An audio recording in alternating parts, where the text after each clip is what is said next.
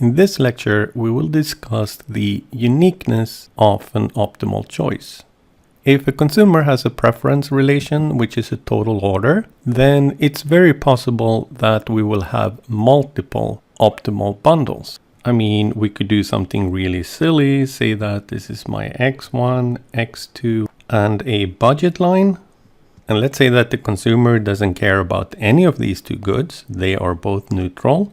Well, then she is indifferent between any two bundles. And that means that all bundles in the budget set will be optimal. A bundle on the budget line is just as optimal as this bundle here at the origin. She's indifferent between them. And yes, she is wasting her entire income on this bundle, while this bundle obviously doesn't cost anything. But that makes no difference to the two goods model as there is no saving. Nothing happens after she makes the consumption choice. So what we will demonstrate in this lecture is that if the consumer has well-behaved preferences, then optimal choice will be unique.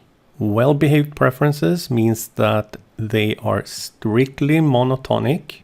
If preferences are strictly monotonic, then an optimal bundle must be located on the budget line. It's not possible in this case for an optimal bundle to be located inside like this, since with strictly monotonic preferences, we know that if we move in any of these directions, we will move to a bundle that is strictly preferred to the one we started with. So with strictly monotonic preferences, an optimal choice must be located on the budget line.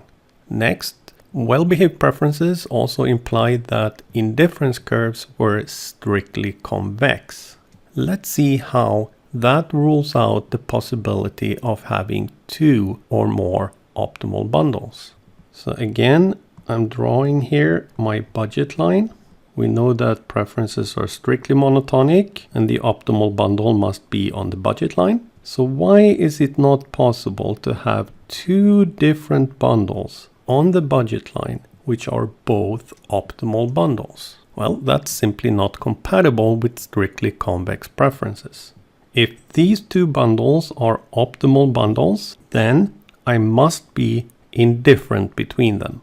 That means that there is an indifference curve that passes through both these 2 points. However, we know that if preferences are strictly convex, then it must be the case that any bundle in between these two bundles must be strictly preferred to these two black bundles.